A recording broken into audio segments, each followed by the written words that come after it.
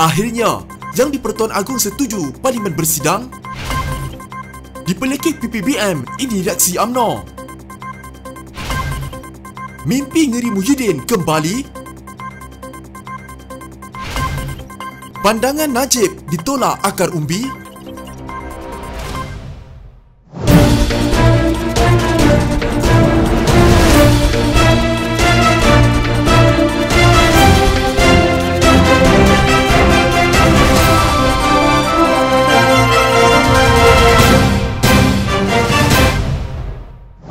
Pandangan Yang di-Pertuan Agong Al-Sultan Abdullah Riayatuddin Al-Mustafa Billah Shah bahawa Parlimen boleh bersidang semasa tempoh darurat membuktikan baginda mengutamakan prinsip keluhuran perlembagaan. Ketua Penerangan UMNO Syarif Sufian Hamdan berkata, setiap cabang sistem demokrasi negara perlu akur kepada prinsip rukun negara termasuk kerajaan eksekutif. Beliau menyifatkan kebijaksanaan Al-Sultan Abdullah membuktikan baginda sebagai ketua negara yang memayungi rakyatnya meletakkan sistem demokrasi berparlimen pada tahap amat tertinggi. Pendirian agar parlimen kembali bersidang sesegera mungkin adalah selari dengan hasrat memelihara peranan legislative oversight atau semak dan imbang yang dimainkan oleh ahli-ahli Dewan Rakyat dan Dewan Negara menurutnya dalam kenyataan di Kuala Lumpur. Syarif Sufian menjelaskan pendirian itu mendorong kepimpinan UMNO sebelum ini menggesa suatu solusi yang membenarkan persidangan parlimen tanpa membelakangi titah Seri Paduka mengenai pengisytiharan proklamasi darurat. Terdahulu Al-Sultan Abdullah menzahirkan pandangan bahawa parlimen boleh bersidang semasa tempoh darurat berkuat kuasa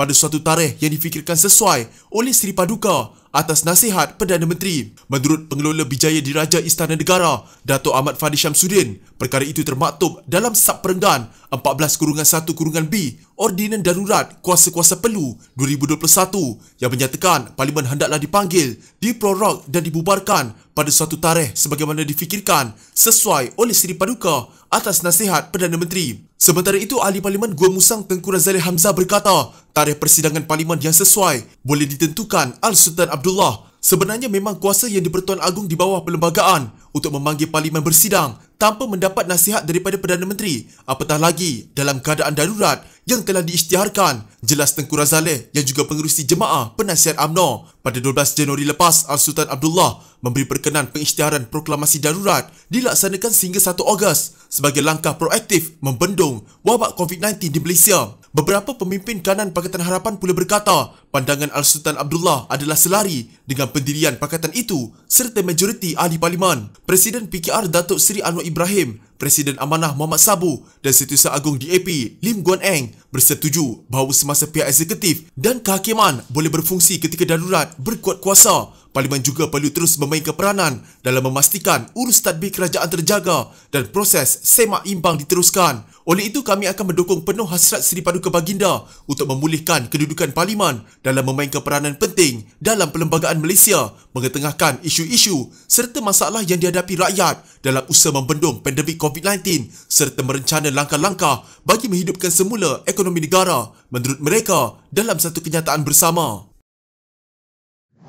Kalangan pemimpin UMNO menjelar Ketua Pemuda PPBM Wan Ahmad Faisal Wan Ahmad Kamal susulan kenyataan yang mendakwa UMNO bukan lagi kuasa besar dalam politik negara. Wan Ahmad Faisal yang juga Timbalan Menteri Belia dan Sukan dilaporkan berkata, senario politik semasa menuntut UMNO bekerjasama dengan Perikatan Nasional. Sekiranya tidak bekerjasama, kita semua rugi dan berkemungkinan kalah nanti. PPBM masih mengharapkan UMNO bersama Perikatan Nasional supaya pertembungan 3 penjuru dapat dielakkan. Beliau dipetik berkata oleh utusan Malaysia. Beberapa pemimpin UMNO menempelak kenyataan Wan Ahmad Faisal itu, antaranya Ahli Parlimen Padang Rengas Nazri Aziz yang mengingatkan beliau supaya tidak cepat lupa rekod UMNO. Wan Faisal harus ingat UMNO Barisan Nasional memenangi 7 pilihan raya kecil yang ditandingi termasuk 2 daripadanya menentang calon PPBM. Katanya kepada portal FMT, kami meletakkan calon Cina di Tanjung Piai, kerusi majoriti Melayu, sementara mereka PPBM meletakkan calon Melayu dan mereka masih kalah dengan lebih 15,000 undi, kata beliau. Pada PRK 2019 itu, Wee Jack Seng dari MCA mendapat 25,466 undi, lebih dari separuh daripada saingan terdekatnya Carmine Sardini daripada PPBM yang mendapat 10,380 undi. Nazri berkata, dalam PRK semenyih, PPBM juga dikalahkan UMNO. Dalam kedua-dua pilihan raya berkenaan, PPBM masih parti komponen Pakatan Harapan yang menderajui negara ketika itu. Nazri berkata, pandangan Wan Ahmad Faisal mengenai kekuatan UMNO tidak perlu diendahkan. Pendapat siapa yang harus kita beri perhatian lebih? Rakyat atau Wan Faisal? Siapa yang lebih memahami? Tanya Nazri. Nazri berkata, pada beberapa PRK lalu, rakyat membuktikan UMNO tetap relevan. Lihatlah fakta. Kami menewaskan PPBM, DAP, PKR dan warisan, kata beliau. Bekas Perdana Menteri Najib Razak memberi reaksi sinis dengan bertanya Wan Ahmad Faisal kerusi mana yang akan ditandinginya pada pilihan raya umum akan datang. Rasanya dia pasti menang di mana-mana juga sebab lawannya akan susah untuk lawan kuasa cetak duit dan kuasa surat sokongan, katanya di Facebook. Beliau merujuk kepada cadangan Wan Ahmad Faisal sebelum ini mahukan Bank Negara untuk mencetak lebih wang tunai untuk membantu rakyat yang terkesan akibat COVID-19. Wan Ahmad Faisal juga dikaitkan dengan isu menawarkan surat sokongan kepada ahli PPBM semasa berkempen pada pemilihan parti tahun lalu. Sementara itu, Ketua Puteri Zahidah Zarikhan turut menolak kenyataan Wan Faisal itu dengan menegaskan parti itu tidak mudah dilemahkan walaupun diserang berulang kali. Kamu boleh tanya pada rakyat dan lebih 3 juta ahli UMNO, adakah parti ini sudah tidak relevan? Kamu kata zaman UMNO sudah berakhir. Ironinya, bos kamu dahulu, Tun Mahathir, mengaku masih sayang UMNO. Jadi zaman siapa yang sudah berakhir? Kata beliau. Mahathir adalah pengasas PPBM, namun keluar parti itu dan baru-baru ini dilaporkan berkata beliau sedia kembali kepada parti itu tertakluk kepada beberapa syarat.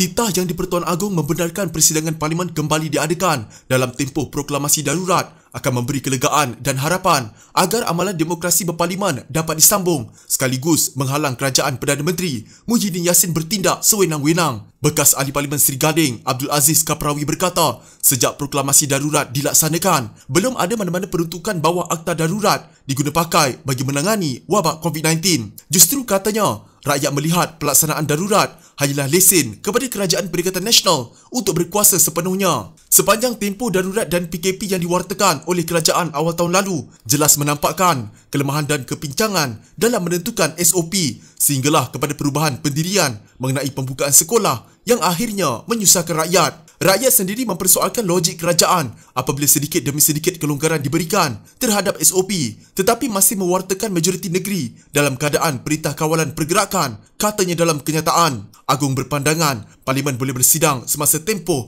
proklamasi darurat iaitu pada suatu tarikh yang difikirkan sesuai olehnya atas nasihat Perdana Menteri. Menurut Sultan Abdullah Sultan Ahmad Shah, tanggapan sesetengah pihak bahawa pelaksanaan proklamasi darurat menghalang Parlimen untuk bersidang adalah tidak tepat. Aziz berkata, beliau percaya melalui sidang Parlimen, segala tindakan dan keputusan kerajaan dalam menghadapi krisis dapat disemak oleh ahli Parlimen supaya tidak berlaku perkara yang melibatkan kepentingan politik atau peribadi dalam keputusan yang diambil. Titah Agung bahawa Parlimen boleh bersidang semasa darurat pada tarikh yang ditetapkan kelak amat dialu-alukan rakyat, terutama bagi memastikan sistem demokrasi berparlimen berjalan dengan sempurna. Hal ini amat penting dalam menghadapi 3 krisis utama yang melanda negara kita, iaitu krisis pandemik COVID-19, krisis ekonomi dan krisis kerajaan minoriti, katanya.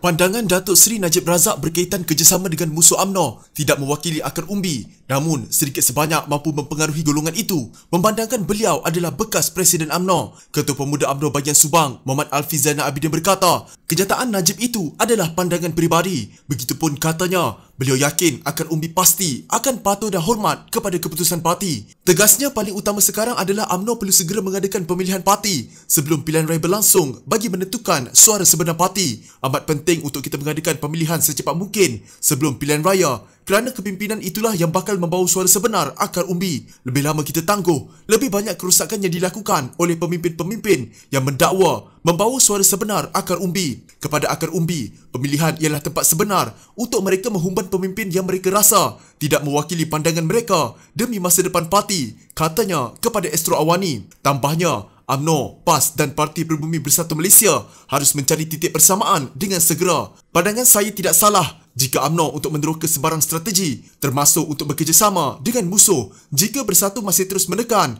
dan membuli UMNO dan ingin melemahkan parti. UMNO, PAS, Bersatu perlu cari titik persamaan jika mereka benar-benar ikhlas ingin melihat kerajaan Melayu Islam terbesar dalam sejarah terus menerajui kerajaan demi kesejahteraan negara, ujarnya. Astro Awani sebelum ini melaporkan Najib sebagai berkata, tidak mustahil UMNO boleh bekerjasama dengan pihak atau parti yang telah dilabel sebagai musuh politik seperti DAP dan Parti Keadilan Rakyat. Kata ahli parlimen pekan itu, parti yang pernah beliau pimpin selama 9 tahun itu sememangnya mengamalkan pendirian terbuka kepada semua pilihan. Begitupun tegasnya, ia haruslah mendapat persetujuan pemimpin dan akar umbi. Jika anda mempunyai gejala seperti demam, batuk dan sesak nafas, jangan berlengah untuk terus ke klinik atau hospital bagi menjalani ujian saringan. Bersama kita tangani wabak COVID-19.